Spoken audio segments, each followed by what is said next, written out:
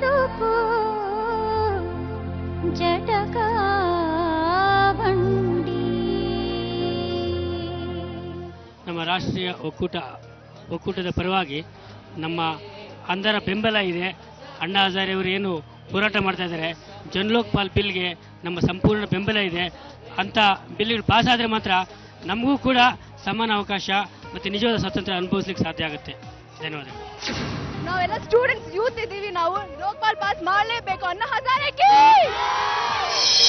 ಜನರಿಂದ ಜನರಿಗಾಗಿ ಜನರ ಸರ್ಕಾರ ಅನ್ನೋದು ಈ ಮಾತು ಕೇಳಿದ್ಮೇಲೆ ನೀವು ಯಾರು ಅಂತ ಹೇಳಿದ್ಮೇಲೆ ನನಗೆ ಅನಿಸಿಕೆ ಬಂತು, ತಿಳ್ಕೊಂಡೆ ನಾನು. ಚುನಾಯಿತರಾದ್ರಿಂದ ಅವರಿಂದ ಚುನಾಯಿತರಿಗಾಗಿ ಚುನಾಯಿತರ ಸರ್ಕಾರ, ಜನರಿಲ್ಲ, ಎಲ್ಲೂ ಇಲ್ಲ ಅಲ್ಲಿ. ಇದು ಪ್ರಜಾಪ್ರಭುತ್ವ ಅಲ್ಲಿಗೆ ಬಂದಿದೆ. ಅಂದ್ರೆ ವೋಟ್ ಹಾಕ್ದಲ್ಲೇ ಇರೋರ ಸಂಖ್ಯೆ ವೋಟ್ ಹಾಕಿದವರಿಗಿಂತ ಜಾಸ್ತಿ ಇರುವಾಗ ಅದನ್ನ ಮೂಲ ಇದು ಮೊಟ್ಟೆ ಮೊದಲು ಕೋಳಿ ಮೊದಲು ಅನ್ನುವ ತರ್ಕ ಇದು. ಸ್ವಾತಂತ್ರ್ಯ ಸಿಗೋಕ್ಕಿಂತ ಮುಂಚೆ ಬ್ರಿಟಿಷರು ನಮ್ನ ಆಳ್ತಿರೋ, ಎಲ್ಲರಿಗೂ ಗೊತ್ತಿರೋ ಹಾಗೆ. ಅವಾಗ ಗಾಂಧೀಜಿಯವರಿರ್ಬೋದು, ಕ್ರಾಂತಿಕಾರಿಗಳಿರ್ಬೋದು, ಎಲ್ಲರೂ ಸ್ವಾತಂತ್ರ್ಯಕ್ಕಾಗಿ ಹೋರಾಡಿದ್ರು. ಅವ್ರ ವೇ ಡಿಫ್ರೆಂಟ್ ಆಗಿರ್ಬೋದು, ಆದ್ರೆ ಭಗತ್ ಸಿಂಗ್ ಅವರು ಜೈಲಿಗೆ ಹೋದ್ರು, ಗಾಂಧೀಜಿಯವರು ಜೈಲಿಗೆ ಹೋದ್ರು, ಅದೆಲ್ಲ ಗೊತ್ತಿರೋ ವಿಷಯ. ಈಗ ನಮ್ಗೆ ಸ್ವಾತಂತ್ರ್ಯ ಸಿಕ್ಕಿದೆ, ನಮ್ ಕಾನ್ಸ್ಟಿಟ್ಯೂಷನ್ ಫಾರ್ಮ್ ಮಾಡಿದೀವಿ, ಅದರಲ್ಲಿ ನಮ್ಗೆ freedom of speech and expression ಇದೆ. ಅಂಥದ್ರಲ್ಲಿ ಮೊನ್ನೆ ಅಣ್ಣಾ ಹಜಾರೆ ಅವರು ಇನ್ನು ಪ್ರಾರಂಭ ಮಾಡಿರ್ಲಿಲ್ಲ ಚಳುವಳಿ, ಅವರು ಪ್ರಾರಂಭ ಮಾಡಕ್ ಹೊರಟಿದ್ದಾರೆ. ಅದಕ್ಕಿಂತ ಮುಂಚೆನೆ ಅವರನ್ನ ಬಂಧಿಸಿದ್ದಾರೆ. ಅನ್ಬೇಕಾದ್ರೆ ಬ್ರಿಟಿಷರ ಸರ್ಕಾರಕ್ಕೂ ಈಗ ನಮ್ ಸ್ವಾತಂತ್ರ್ಯ ಸಿಕ್ಕ ಮೇಲಿರೋ ಸರ್ಕಾರಕ್ಕೂ ಏನು ವ್ಯತ್ಯಾಸ ಇಲ್ವಲ್ಲ? ಬ್ರಿಟಿಷ್ ಸರ್ಕಾರ ತಂದು ಕೊಟ್ಟಂತ ಲೆಫ್ಟ್ ರೈಟ್ ಬಂದ ಮೇಲೇನೆ ಇವೆಲ್ಲ ಆಗಿರುವಂತದ್ದು. ಯಾಕೆ ಅಂತಂದ್ರೆ ಇಡೀ ಯಾರು ಈ ಭ್ರಷ್ಟಾಚಾರದ ವಿರುದ್ಧನೋ ಭ್ರಷ್ಟರ ವಿರುದ್ಧನೋ ಕೂಗಾಡ್ತಾರೆ, ಧ್ವನಿ ಎತ್ತುತ್ತಾರೆ ಅಂದ್ರೆ ಅವ್ರನ್ನ ಮೊದಲು ಶೂಟ್ ಮಾಡಿ ಅನ್ನುವಂತ ಸರ್ಕಾರ ನೀತಿಯೋ ಅಥವಾ ಸರ್ಕಾರದಲ್ಲಿ ರಚನೆಯೋ ಆಗೋಗಿದೆ. ಅಂತಂದ್ರೆ ಈ ಭ್ರಷ್ಟರನ್ನ ಹಿಡಿಯೋರು ಯಾರು? ಈಗ ಒಬ್ಬನ್ನೋ ಇಬ್ಬನ್ನೋ 3 ಜನನೋ ಹಿಡಿಯೋಂಥದ್ದಲ್ಲ. ಇಲ್ಲಿ 121 ಕೋಟಿ ಜನಸಂಖ್ಯೆ ಇರುವಂತ ದೇಶನ ಆಳ್ವಿಕೆ ನಡೆಸೋದೇ ಕಷ್ಟವಾಗಿರುವಂತ ಕಾಲದಲ್ಲಿ ಬಡವರೆಲ್ಲ ಬಡವರಾಗೇ ಇದ್ದಾರೆ, ಶ್ರೀಮಂತರೆಲ್ಲ ಇನ್ನೂ ಶ್ರೀಮಂತರಾಗಿದ್ದಾರೆ. ಇನ್ನು ಕೆಲವರು ಸ್ವಿಸ್ ಬ್ಯಾಂಕ್ ನಲ್ಲಿ ತಗೊಂಡೋಗಿ ಅವರ ನೋಟ್ಗಳನ್ನ 1,60,000 ಕೋಟಿ, 5 ಲಕ್ಷ ಕೋಟಿ, ಈ ತರ 500 ಕೋಟಿ ಗಟ್ಟಲೆಗಳು ಇಟ್ಕೊಂಡಿರುವಂತ ಕಾಲ. ನಮ್ಮ ಭಾರತ ದೇಶ ಯಾವತ್ತು ಬಡ ದೇಶ ಅಲ್ವೇ ಅಲ್ಲ. ಇಲ್ಲಿ ಆ ಬ್ರಿಟಿಷರು ರಾತ್ರಿ ಸ್ವಾತಂತ್ರ್ಯ ಕೊಡ್ತೀವಿ 21 ದಿವಸ ಇವರು ಉಪವಾಸ ಮಲಕೊಂಡ್ರು. ಇವತ್ತು ಉಪವಾಸ ಮಲಕೊಂಡು ಗೆಲ್ಲೋ ಅಂತದ್ದಿಲ್ವೇ ಇಲ್ಲ. ಉಪವಾಸ ಇದ್ರೆ ಸಾಯ್ರಿ. ಅದಕ್ಕೆ ನಾನು 2-3 ಸಲ ಇವಾಗ ದಿನ ಭಾಷಣ ಮಾಡ್ತಾ ಇದ್ದೇನೆ ಫ್ರೀಡಮ್ ಪಾರ್ಕ್ ಅಲ್ಲಿ, ಹೇಳ್ತಾ ಇದ್ದೇನೆ. ಇನ್ನೊಂದ್ಸಲ ಮತ ಕೇಳಕ್ಕೆ ಬಂದಾಗ ಮೊದಲೇ ಪ್ರಶ್ನೆ ಕೇಳಿ, ನಾನು ಯಾರಂತ ಗೊತ್ತಾ ಅಂತ ಕೇಳಿ. ಅವನು ಹೇಳ್ತಾನೆ, ಹೌದೌದು ನೀವು ಮತದಾರ್ತಾನೆ ಅಂತಾನೆ. ಅಲ್ಲ, ನಾನು ಭಾರತದ ಪ್ರಜೆ. Emphasise on that word, I am A citizen of India. 2ನೇ ಪ್ರಶ್ನೆ ಅವ್ರಿಗೆ ಹೇಳಿ, ನೀವು ಯಾರಂತ ಗೊತ್ತಾ ಅಂತ ಕೇಳಿ. ಆಗ ಅವನು ನಾನು ಒಬ್ಬ ಪ್ರಜೆ ಅಂತಾನೆ. ಅಲ್ಲ, ಚುನಾವಣೆಗೆ ನಿಲ್ಲುವರ್ತಾನೆ ನೀವು ಜನತಾ ಪ್ರತಿನಿಧಿ, ಅಂದ್ರೆ ಪಬ್ಲಿಕ್ ಸರ್ವೆಂಟ್. ನೀವು ಇಲ್ಲಿ ಪ್ರಭು ನಿಂತವರೇ, ನೀವು ಸೇವಕರು. ಮೊದಲು ಇದನ್ನು ಅರ್ಥಕೊಂಡು ಆಮೇಲೆ ವೋಟ್ ಕೇಳಕ್ಕೆ ಬನ್ನಿ.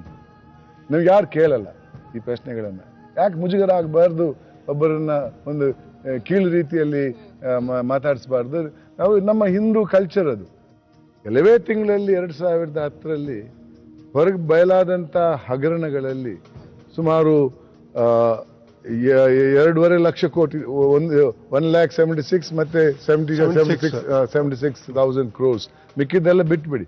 ಇನ್ನೊಂದು ತೈಲ ಹಗರಣ ಅಂತ ಬರ್ತಾ ಇದೆ, ಅದು ಇನ್ನೂ ಲೆಕ್ಕ ಹಾಕಿಲ್ಲ. ಅದರಲ್ಲಿ 20 ಇರ್ಬೋದು. ನಮ್ಮ ಪ್ರಧಾನಮಂತ್ರಿಗಳು ಒಂದ್ಸಲ ಹೇಳಿದ್ರು, we should develop zero tolerance to corruption ಅಂತ ಹೇಳಿದ್ರು. 4 ಪದಗಳಿವೆ, ಝೀರೋ ಟಾಲರೆನ್ಸ್ ಟು ಕರಪ್ಷನ್. ನಾನು ಅಧ್ಯಯನ ಮಾಡಿದಾಗ 3 ಪದಗಳನ್ನು ನಾವು ಬಳಸ್ಕೊಂಡಿದ್ದೇವೆ ಇವಾಗಲೇ, ಒಂದೇ ಇರುವುದಿನ್ ಬಾಕಿ. ಯಾವ 3 ಪದಗಳು? We have developed zero tolerance to zeros. ಕರಪ್ಷನ್ಗೆಲ್ಲ we have develop tolerance to zeros. ಎಲ್ಲಿ ನಾನ್ ಚಿಕ್ಕ ಹುಡುಗನಾಗಿದ್ದಾಗ 100 ರೂಪಾಯಿ ಲಂಚ ತಗೊಂಡು 2 ಇತ್ತು. ಅಯ್ಯೋ 100 ರೂಪಾಯಿ ತಗೊಂಡಪ್ಪ ಇವನು ಅಂತ. ಇಲ್ಲಿ 1,76,000 ಕೋಟಿ ಅಂದ್ರೆ ನನ್ ಗೊತ್ತಿಲ್ಲ, ನನ್ನ ಕಲ್ಪನೆನೇ ಇಲ್ಲ. ನಾವು 1 ಲಕ್ಷ 2 ಲಕ್ಷ ಗೊತ್ತು, 1 ಲಕ್ಷ ಕೋಟಿ ಎಷ್ಟಿರುತ್ತೆ ಅಂತ ಗೊತ್ತಿಲ್ಲ. ಹಾಗಾಗಿ ಟಾಲರೆನ್ಸ್ ಜಾಸ್ತಿನ ಅಂತ. CBI ಅವರು ಪ್ರಧಾನಮಂತ್ರಿಗಳ ಇದರಲ್ಲಿದ್ದಾರೆ, ಪೋರ್ಟ್ಫೋಲಿಯೋದಲ್ಲಿ. ಪ್ರಧಾನಮಂತ್ರಿಗಳ ವಿರುದ್ಧ ಅವ್ರು ಏನ್ ಮಾಡಕ್ ಸಾಧ್ಯ ಇದೆ?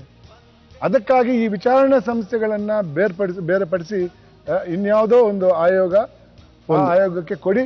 ಆ ಆಯೋಗದ ಮೇಲೆ ಸುಪ್ರೀಂ ಕೋರ್ಟ್ನವರಿಗೆ ಅಧಿಕಾರ ಕೊಡಿ.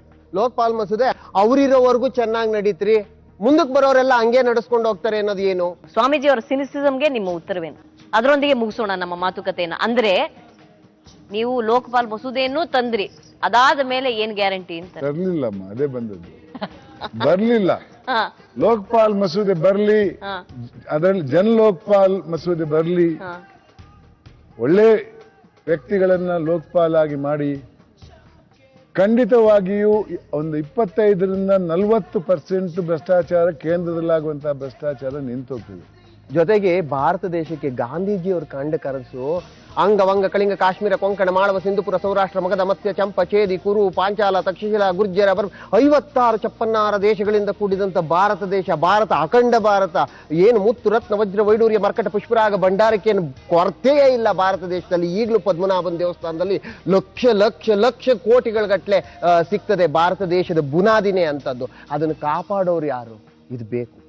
ಇಂಥವ್ರೆಲ್ಲ ಇಟ್ಕೊಂಡು ಅಂಥವ್ತನ್ನ ಕಾಪಾಡಿಕೊಂಡ್ರೆ ಭಾರತ ದೇಶ ಯಾವ ದೇಶಕ್ಕೂ ಕಮ್ಮಿ ಇಲ್ಲ. ಭಾರತ ದೇಶ ಇಡೀ ವಿಶ್ವದಲ್ಲೇ ದೊಡ್ಡ ಮಟ್ಟದ್ದು ಭಾರತ, ಜನಸಂಖ್ಯೆಯಲ್ಲ ಅಥವಾ ಐಶ್ವರ್ಯದಲ್ಲೋ ಭೂಮಿನಲ್ಲೋ. ನಾನು ಮೊನ್ನೆ ಯಾವುದೋ ಭಾಷಣದಲ್ಲಿ ಹೇಳ್ತಾ ಇದ್ದೆ, ನಮ್ಮ ದೇಶದಲ್ಲಿ ಮಣ್ಣು ಮಾರ್ಕೊಂಡು ಕೋಟಿಗಟ್ಟಲೆ ಜೀವನ ಮಾಡ್ತಿರೋರು ಇದ್ದಾರೆ ರೀ. ನಮ್ಮ ದೇಶದ ಮಣ್ಣಿಗೆ ಅಂತ ಬೆಲೆ ಇದೆ, ಈ ದೇಶದ ಮಣ್ಣು ಅಂತದ್ದು ಅಂತ ಹೇಳಿ. ನಾವು ಗಾಂಧೀಜಿ ಅವ್ರನ್ನ ಕಂಡಿಲ್ಲ, ನಾವು ಜಯಪ್ರಕಾಶ್ ನಾರಾಯಣರನ್ನ ಕಂಡಿಲ್ಲ, ನಾವು ಕಂಡಿರೋದು ಸಂತೋಷ್ ಹೆಗಡೆ ಅವ್ರನ್ನ. ಇವ್ರು ನಮ್ಮ ಕೈ ಹಿಡಿದು ನಡೆಸ್ತೀನಿ ಅಂತ ಬಂದಿದ್ದಾರೆ. ಬನ್ನಿ ಅವರನ್ನ ಹಿಂಬಾಲಿಸೋಣ. ಅವರನ್ನ ಹಿಂಬಾಲಿಸುವ ಮೂಲಕವಾದರೂ ಈ ದೇಶಕ್ಕೆ ಭ್ರಷ್ಟಾಚಾರದಿಂದ ಮುಕ್ತಿ ಸಿಗಲಿ ಅಂತ ಹಾರೈಸೋಣ. ಮತ್ತೊಂದು ಸಂಚಿಕೆಯಲ್ಲಿ ನಿಮ್ಮನ್ನ ಭೇಟಿಯಾಗ್ತೀನಿ. ಎಲ್ಲರಿಗೂ ಧನ್ಯವಾದ.